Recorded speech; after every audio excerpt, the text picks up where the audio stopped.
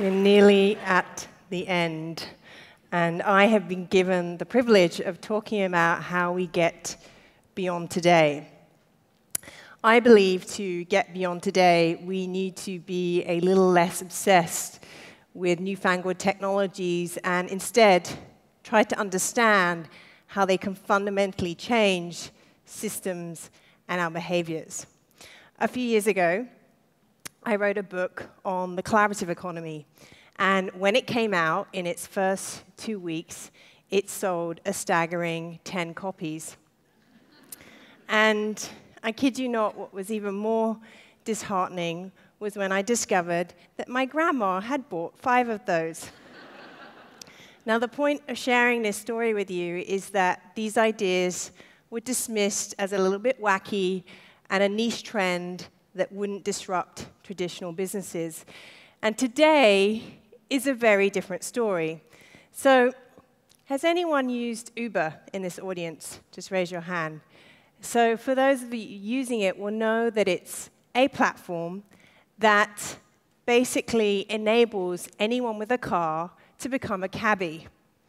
It's been evaluated at worth over $41.2 billion, making it one of the most 150 most valuable companies in the world.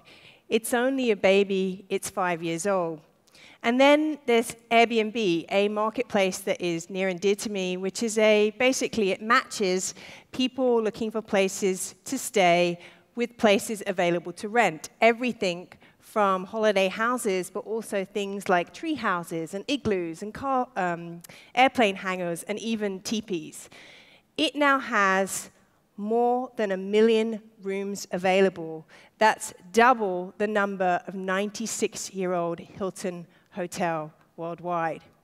And then closer to home, just a couple of months ago, 3 of Australia's biggest names in business, Packer, Stokes, and Murdoch, invested more than $20 million in Society One, which is a peer-to-peer lending platform where borrowers and lenders are directly matched, bypassing the traditional banks.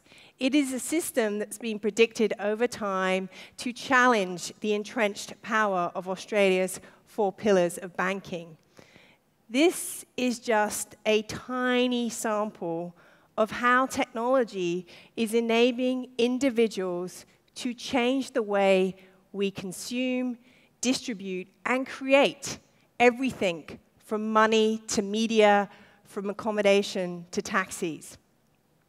Now, it's understandable that given the scale and the speed of disruption happening, many leaders have a strong sense of disquiet. Many leaders that I get to interact with often say to me the question in their head is, we've had a great long run, but now what do we do? So one of the things that I was really interested in is how do we respond to this disruption? How do we respond to this change? And what I found in my research is that we actually respond in 3 key ways. We become ostriches, fighters, or pioneers. Now, ostriches is a natural reaction. It's when we say, well, this startup, it's so small, how could it possibly hurt us? And it's when we bury our heads in the sand and we hope or pray that the change will go away. Fighters are when we believe that this idea won't take hold because of regulation. It's when we've entered a state of fear. And like the music industry and the taxi industry right now, it's when we turn to the law to be our savior. So to embrace change and the opportunities it provides, we need to think and act like pioneers. And I've seen that this happens when we refuse to accept conventional wisdom, when we break traditional rules, and we create something of value that nobody else is building. Now, tonight we have heard from some of Australia's pioneers, Ita Buttrose, Mark Burris, Megan Quinn, who've all opened up new ways of doing things. We urgently need more of these free-thinking people in Australia. Not to end on a negative note, but we are in a dangerous, complacent position in the world stage.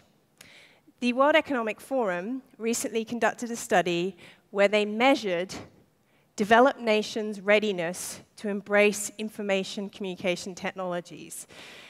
And Australia came in 18th place. The Netherlands and Luxembourg were above us. So to move way up this list, I believe we need to make an enormous leap from being ostriches to being pioneers. And this is something I'm on a quest to help many people make that transition. I was recently in the United States, and I saw these images on the walls of Facebook.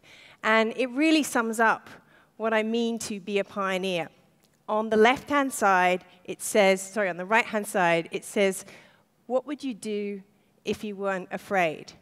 And then an employee from Facebook on a Post-it has drawn an arrow and says, move fast and break things. This is what we need to get better at in Australia. We can continue to dig the dirt, but I believe that we need to dig harder in ourselves and our organizations to discover the ideas that will make Australia great for the next 50 years. Thank you.